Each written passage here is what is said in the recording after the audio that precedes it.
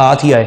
ابو طلحہ بس پریشانی کے عالم میں تھے، سرکار نے فرمایا ابو طلحہ پریشان نہ ہو، حلمی ما عندک یا ام سلیم، ام سلیم تیرے پاس جو کچھ بھی ہے تو لے آ، جو تیرے پاس ہے وہ تو لے کے آ۔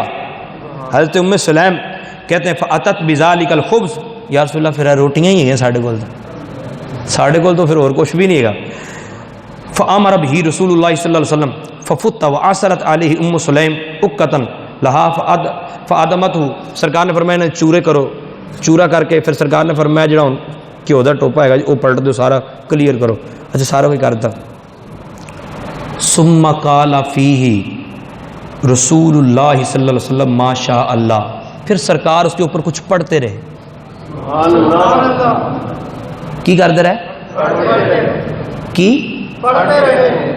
ویسے قرآن پڑھنا تو ثابت نہیں ہے گا، ہم دیکھو جی مولوی صاحب ٹھیک ہے تسی کھانا دعا کر سکتے ہو، پر انہوں کھانا سامنے رکھ کے دعا کرنا، دعا جی میں پہلے گل کر دی تھی اے پڑھن دا بھی، بلکہ بخاری شریف کے ایک روایت کے الفاظ ہیں، میں نے 2-4 کتابوں میں دیکھا، میں نے کہیں الفاظ آگے پیچھے نہ ہو گئے ہوں، ہوتا ہے مسٹیک ہو جائے، وہاں الفاظ ہے تکلم بہا ما شاء اللہ، جو اللہ نے چاہا سرکار نے کھانے سے باتیں کی، سرکار نے کھانے سے کیا کیا؟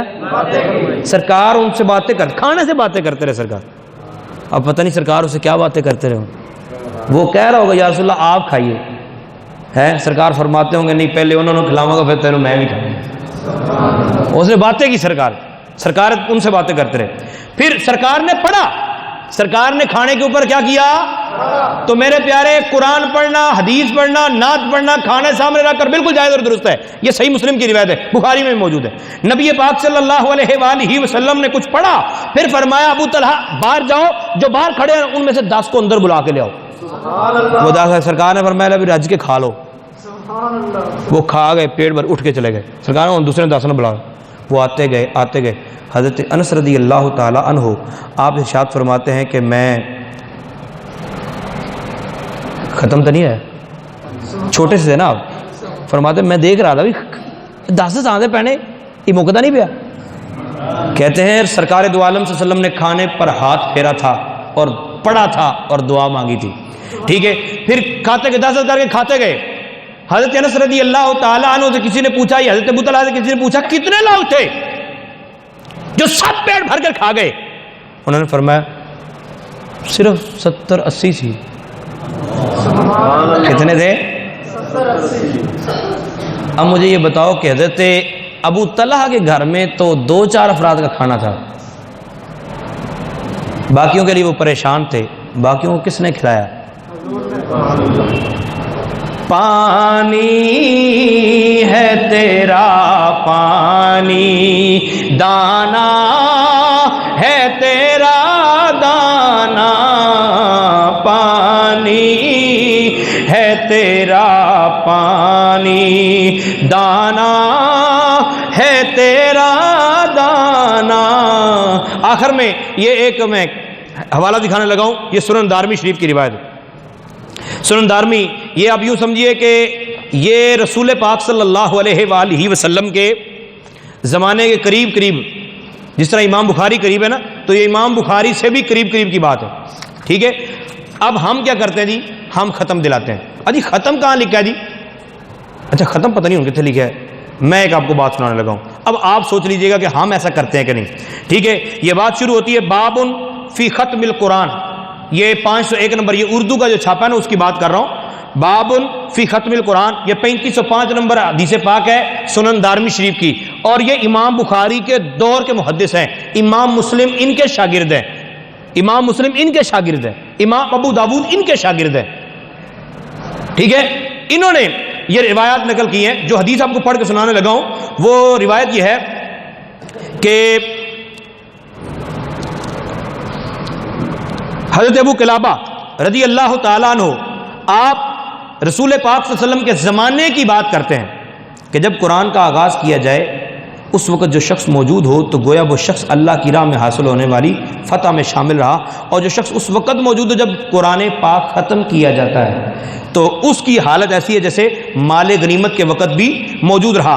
اب آگے والی بات سنیے، ایسے آگے والی روایت کہتے ہیں حضرت قتادہ بیان کرتے ہیں ایک شخص مدینہ کی مسجد میں قرات کیا کرتا تھا. حضرت عبداللہ ابن عباس رضی اللہ تعالی عنہ، یہ عبداللہ ابن عباس سرکار دو عالم صلی اللہ علیہ وسلم کے چچا زاد ہیں، وہ کیا کرتے ایک بندے کی ڈیوٹی لگاتے. جس طرح ہم نے مسجد میں کسی کو بلانا ہو نا تو وہ بندہ نماز پڑھ رہا ہو تو کہتے ہیں یار کون کھلومی اجے تو فارغ ہو میں نے دسی فلانا تو بلا رہا ہے.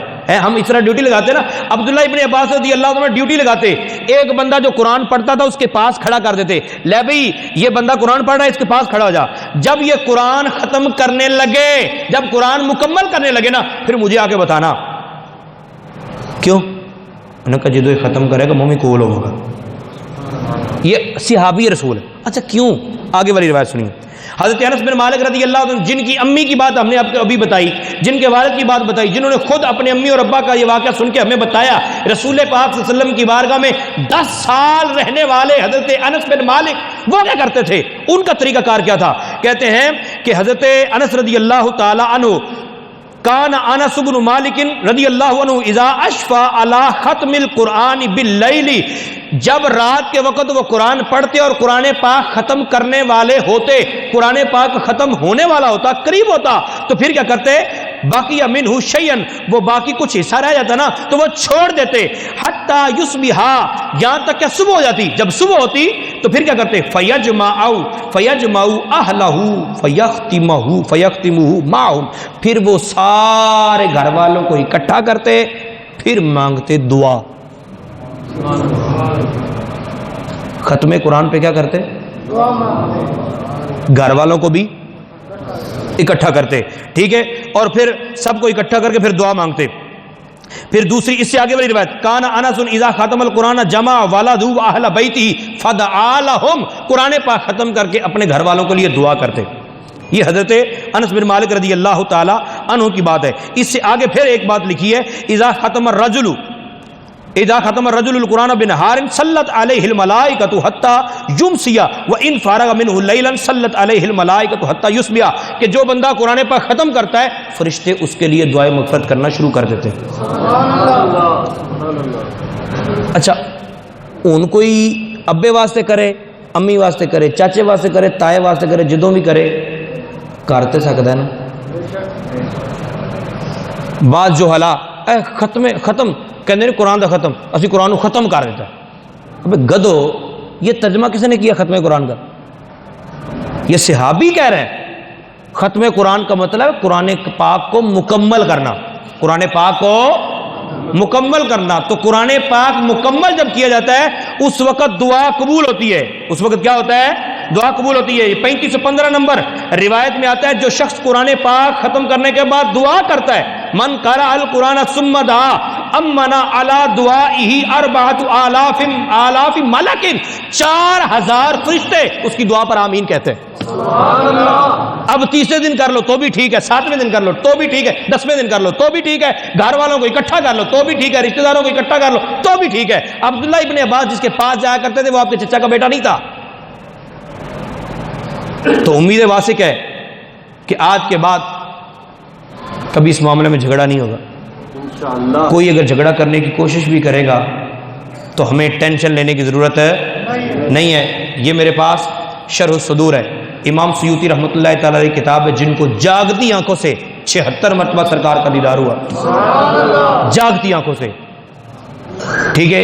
انہوں نے اس میں لکھا ہے، یہ اب سن ہی لیں، رسول پاک صلی اللہ علیہ وآلہ وسلم کے یہ غلام ہیں، اور ظاہر پیار ہوگا تو سرکار آتے ہوں گے نا. حضرت امام سیوطی رحمۃ اللہ تعالی علیہ آپ یہ بیان کرتے ہیں کہ رسول پاک صلی اللہ علیہ وسلم کے زمانے کے بعد، یعنی جتنی روایتیں بیان کی جاتی ہیں کہ فلاں نے ایسا کیا، فلاں، اگرچہ ساری ضعیف بھی ہو جائیں، ساری ضعیف بھی ہو جائیں، فرماتے ہیں وَبِأَنَّ الْمُسْلِمِينَ مَا زَالُوا فِي كُلِّ عَصْرٍ، امت میں مسلمانوں میں ہمیشہ سے، مسلمانوں میں ما زالو کا مطلب ہے ہمیشہ سے، فی کل عصر، ہر زمانے میں یہ چیز جاری رہی ہے. کیا؟ یجتمعون، مولوی سے ترجمہ کراؤ جا کے، یجتمعون، لوگوں میں یہ سلسلہ جاری رہا ہے کہ لوگ اکٹھے ہوتے تھے، ویقرؤون، اور قرات کرتے تھے، قرآن پڑھتے تھے. کن کے لیے؟ لموتاہم، اپنے مردوں کے لیے، من غیر نکیر، اور کوئی ان کو منع نہیں کرتا تھا. ہر زمانے میں یہ سلسلہ جاری رہا. اور ان کی جو وفات آج سے 400 سال پہلے ہوئی، تو مطلب 1000 سال کا یہ واقعہ بتا رہے ہیں، اور فرماتے فکان ذالکا اجمان، اور یہ اجماع ہے، اس بات میں مسلمانوں کا اجماع ہے۔ اللہ ہمیں عمل کرنے کی توفیق عطا فرمائے۔ تو اپنے لیے، اپنے فوت شدگان کے لیے دعائے خیر کرتے رہیں۔ آپ جب کسی کے لیے دعا کرتے ہیں، جو کسی کی بخشش کے لیے دعا کریں گے، فرشتہ یہ کہتا ہے کہ اللہ تعالیٰ تیرے حق میں یہ ساری قبول فرمائے۔ اللہ تعالیٰ قبول فرمائے، آمین بجاہ النبی۔